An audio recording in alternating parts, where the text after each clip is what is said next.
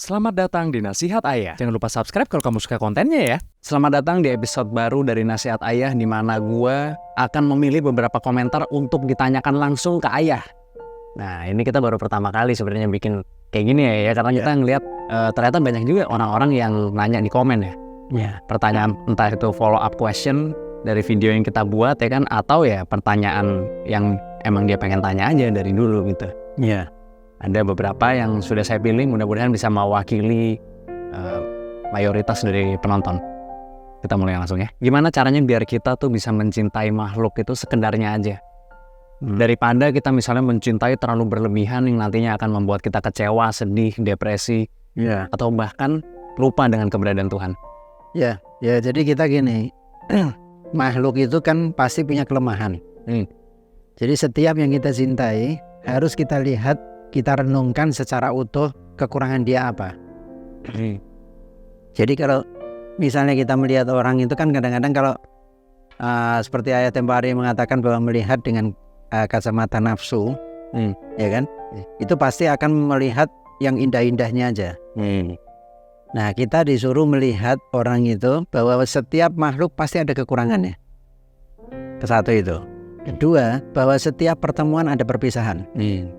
Harus disadari betul bahwa kita ketemu sama orang yang kita anggap istimewa, yang kita anggap hebat, yang kita sangat cintai, ya kan? Itu suatu hari kita akan berpisah sama dia. Entah karena masalah, bisa macam-macam. Meninggal gitu maksudnya. Bisa meninggal dunia, atau misalnya berpisah, akhirnya dia tidak suka sama kita karena sesuatu hal, kemudian dia membenci kita misalnya, ya kan? Padahal kita kan berharap kita mencintai dia, dia mencintai kita juga kan. Nah, suatu ketika bisa aja terjadi seperti itu. Oleh karena kemungkinan itu ada, maka kita disuruh memahami orang itu secara utuh. Jadi maksudnya kelebihan dan kekurangannya kita harus tahu gitu ya. Iya, harus tahu. Jadi jangan hanya kelebihannya aja yang dilihat, tapi kekurangannya juga dilihat. Jangan hanya memuji kelebihan, tapi melupakan kekurangan. Iya, gitu ya. Supaya kita paham bahwa ini adalah makhluk. Ya, makhluk itu ada kelebihan dan ada kekurangannya, supaya kita tidak kecewa. Oh iya, ya kan? Ketika kita selalu yang kita ingat itu dia bagusnya terus, berarti kita udah berlebihan. Oh, oke. Ya, ketika kita menyadari bahwa orang ini di samping ada bagusnya, dia ada kurangnya, maka kita menjadi tidak berlebihan. Ada orang yang menganggap bahwa si X ini luar biasa hebat, sehingga mendewakan, dan setiap kesalahan dia tidak mau diakui. Ya kan, bahwa ini salah. Itu enggak salah dia.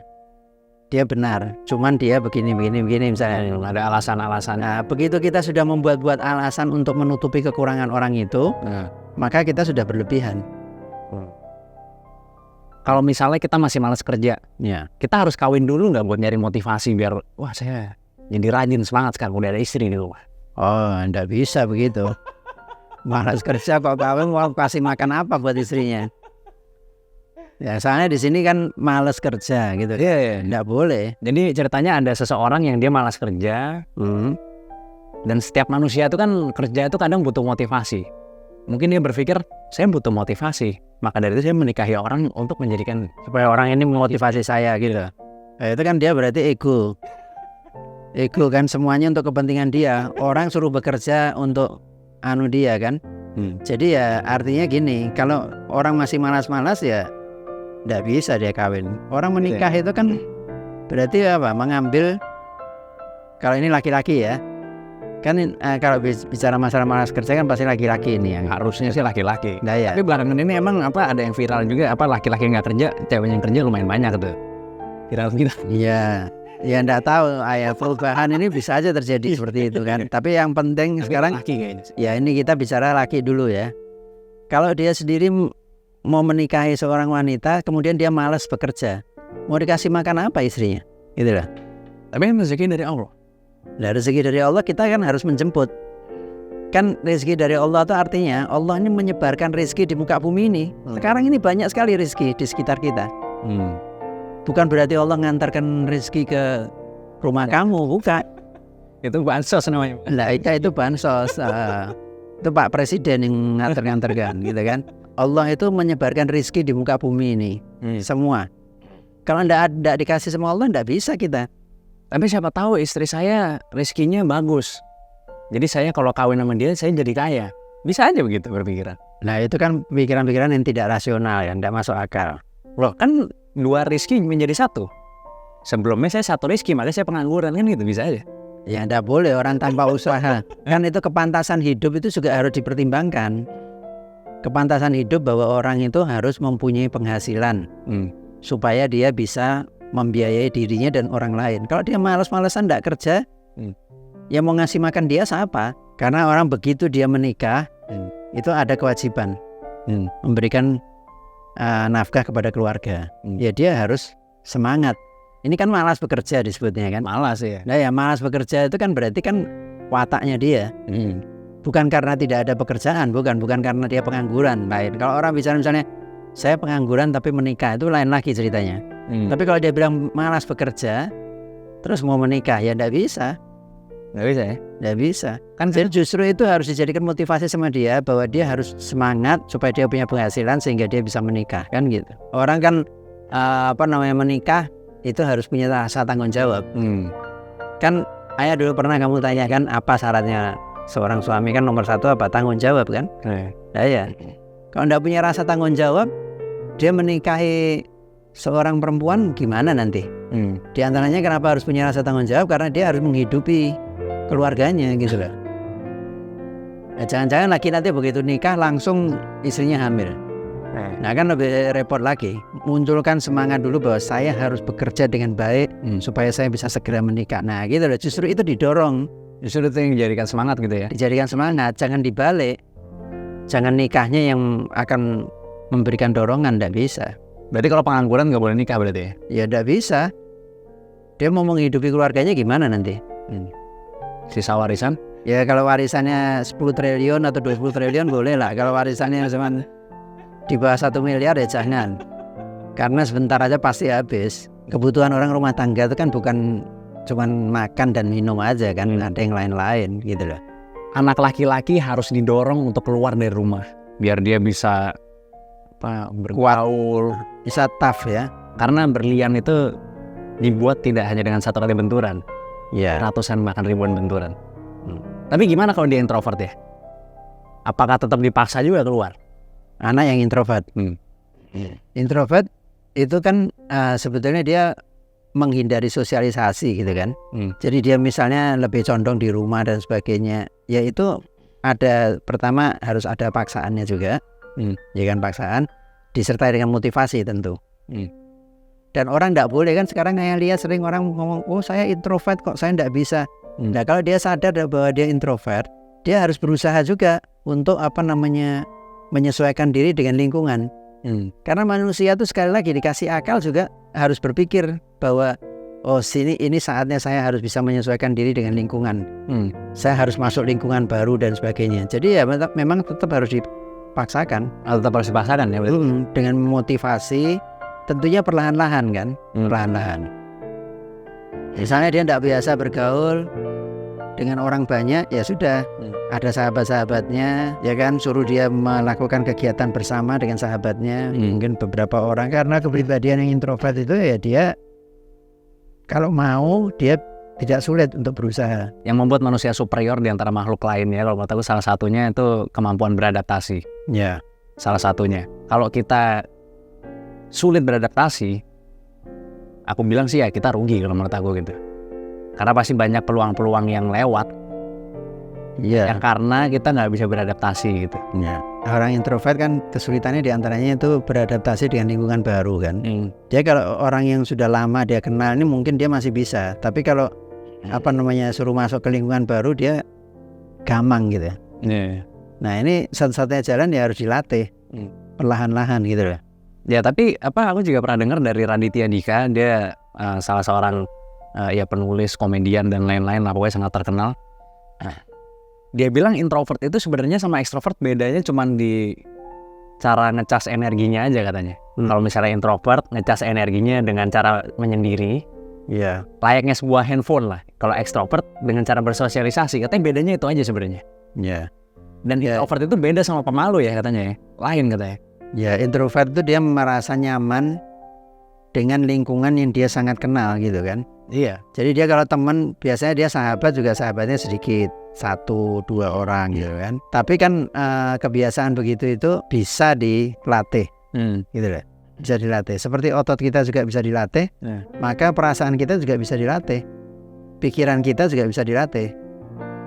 Orang yang tadinya tidak punya inisiatif sama sekali, dia bisa melatih diri sampai menjadi orang yang banyak inisiatifnya. Gitu loh. Misalnya contohnya itu. Nah sama dengan orang introvert ini. Kalau mau dilatih juga bisa dia keluar dari alamnya sendiri gitu. Iya bisa memang. Nah iya. Tapi kan ada yang berpendapat juga, oh yang penting skillnya tinggi katanya. Jadi tidak perlu beradaptasi dengan lingkungan, lingkungan yang beradaptasi dengan kita. Ya boleh aja orang punya pandangan begitu, tapi artinya menjadi Bisa sih, bisa. Nah ya menjadi sempit kesempatannya. Oh gitu ya. Iya, kesempatan dia menjadi sempit. Kalau orang yang jiwanya terbuka ya, dia kan ketemu sama orang lebih muda, otomatis dia kesempatannya terbuka luas untuk maju, untuk mendapatkan apa gitu kan, hal-hal yang ini. Tapi kalau orang yang membatasi diri, ya kan, hanya di circle yang terbatas sekali gitu, nah itu ya dia pasti kesempatannya kurang. Beberapa hari yang lalu kita membahas bahwa rasa syukur itu penting. Semua manusia harus bersyukur katanya. Iya. Apakah termasuk orang yang pengangguran? Harus bersyukur juga? Iya, bersyukur. Dia masih diberi kesempatan untuk hidup, bisa bernafas, badannya sehat. Itu harus disyukuri, jangan lupa. Jangan lupa kalau kesehatan kita itu bukan hak kita loh. Itu pemberian dari Allah. Karena itu pemberian karunia dari Allah, ya kan? Ya kita tetap harus bersyukur. Coba bayangkan kalau orang itu sudah nganggur, sakit, penyakitnya banyak, kompleks, tidak mudah diobati. Gimana coba? Ya kan? Ini dikasih sehat, masih bagus dia. Artinya dengan sehat itu maka dia punya kesempatan untuk memperbaiki diri, untuk mencari pekerjaan, dan suatu hari akan ketemu pekerjaan itu. Mungkin begitu. Seperti orang cacat juga, orang cacat kan kadang-kadang kita melihatnya kasihan gitu ya. Tapi dia bisa juga bersyukur, karena dia menilai apa pemberian yang sudah dia terima gitu loh. Jadi orang kalau bersyukur itu kan supaya mensyukuri apa yang sudah ada pada dia, melihat apa-apa yang sudah dia dapat, bukan melihat apa-apa yang belum dia dapat. Kalau dia selalu melihat apa-apa yang dia belum dapat, maka dia tidak akan pernah bersyukur. Tapi mungkin berpikirnya apa? Kesehatan itu nggak masuk di dalam pikirannya mungkin. Karena kan, wah kalau saya nggak bisa apa-apa begini sih, saya nggak ada gunanya gitu. Berarti ada di bumi ini. Nah hati-hati kalau dicabut kesehatan ini gimana? Ya nggak tahu. Nah kalau dia terus tiba-tiba sakit, nganggur, sakit, banyak penyakitnya, tidak bisa keluar dari rumah, gimana coba? Yang masih bersyukur dia, meskipun dia nganggur, tapi dia masih badannya masih sehat. Dengan kesehatan itu dia bisa berbuat apa? Ya bisa berjuang gitu seenggaknya gitu ya. Nah, ya paling tidak untuk dirinya sendiri, tidak tergantung kepada orang lain kan gitu. Misalnya, meskipun tidak ada kerjaan tetap harus bersyukur. Seenggaknya karena kesehatan. Iya. Mungkin karena keluarganya masih lengkap, misalnya itu aja juga bisa disyukuri juga ya. Persis ya betul. Tapi ya memang kalau misalnya orang nganggur udah sekian lama misalnya, terus sudah mencoba banyak hal tapi tidak berhasil, kadang ya baru-baru mikir kesehatan kalau orang begitu gitu. Jujur aja. Ya, mungkin dia berpikir malah tapi mending gak usah sehat aja sekalian. Ya, tapi kan dia kan artinya diberikan kesehatan itu jangan menganggap bahwa dia tidak diberi rezeki sama Allah. Kalau dia tidak kerja bisa hidup sampai panjang itu dari mana makannya? Oh, dari orang tua saya. Orang tua itu kan rezeki juga kepada dia. Saya pernah ceritakan orang yang soleh itu, dia dalam keadaan miskin ya. Pernah dia suatu kali di rumahnya tidak ada makanan sama sekali. Kemudian ada orang yang penjahat yang terkenal di kampung situ. Dia tahu orang soleh ini tidak punya makanan di rumah. Kemudian dia panggil pembantunya, dia kasih makanan, dia bilang, tolong antarkan ke orang soleh itu, bilang sama dia bahwa ini dari setan. Saya mau tahu dia menerima apa enggak gitu. Karena dia kan mengutuk setan tiap hari. Akhirnya diantar sama pembantunya ini kepada orang soleh ini. Diterima sama orang soleh. Oh, terima kasih, dari siapa nih? Oh, ini dari setan. Dia bilang sama orang soleh itu, oh alhamdulillah Allah menggerakkan setan untuk mengantar makanan kepada saya. Ya tetap aja dia terima gitu kan. Nah ya, jadi itu suatu gambaran bahwa dia percaya bahwa semua itu Allah yang mengatur gitu loh. Tapi kalau misalnya makanannya itu makanan haram itu datangnya dari Allah juga bukan kira-kira? Misalnya ada Ini bukan makanan haram kok. Nih, contoh misalnya ada orang memberi makanan haram gitu, itu datangnya dari Tuhan juga. Ya itu bisa jadi merupakan cobaan buat dia. Bisa jadi merupakan cobaan untuk yang menerima itu. Kalau didekatkan makanan haram diterima enggak? Ada orang yang meskipun saya lapar saya tetap enggak mau. Tapi ada orang yang mengatakan bahwa ya karena saya lapar ya saya makan tapi saya sedikit makannya. Boleh enggak? Boleh di dalam Islam. Dalam keadaan lapar, artinya lapar itu kelaparan ya, kekurangan makan sudah ini. Dan tidak ada cara lain gitu. Tidak ada cara lain, maka yang haram menjadi halal. Gitu loh. Menjelaskan diri kepada orang yang tidak suka sama kita, itu kan tidak ada gunanya. Tidak ada gunanya. Berarti kita nggak perlu mengklarifikasi apapun itu maksudnya. Kepada siapapun. Ya, kepada mertua misalnya gitu. Ya. Itu tidak perlu, itu maksudnya apa? Jangan banyak ngomong gitu loh. Ya kan? Karena orang akan tahu sendiri.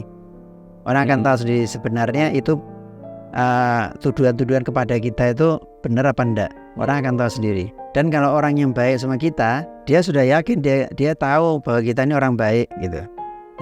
Jadi dia tidak akan percaya. Tidak perlu dijelaskan, dia sudah mau menerima gitu loh.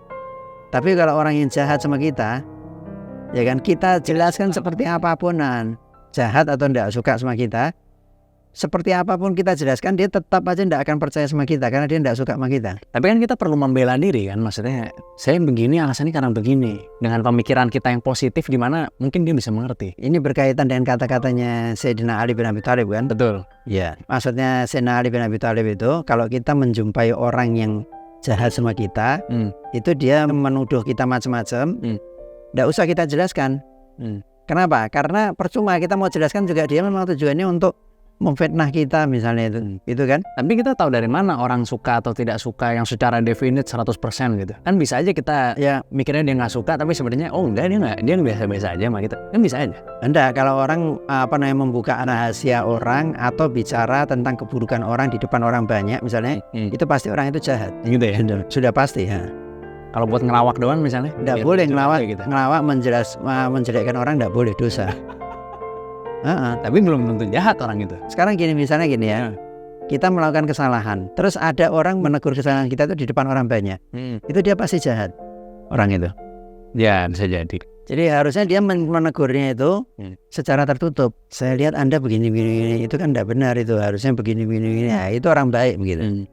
Nah, kita bisa menilai orang itu melakukan penilaian kepada kita atau mengomentari kita itu tujuannya jahat atau tidak. Kalau dia tujuannya jahat, ya sudah, percuma. Kita mau menjelaskan seperti apa tidak akan diterima sama dia. Tapi masalahnya begini, kita menilai orang itu tidak suka sama kita, itu bertolak belakang dengan positive thinking gitu. Jadi kita memilih yang mana nih? Kita berpositive thinking bahwa enggak kok, dia suka-suka aja kok sama kita, nggak apa-apa. Atau kita orang ini nggak suka sama saya.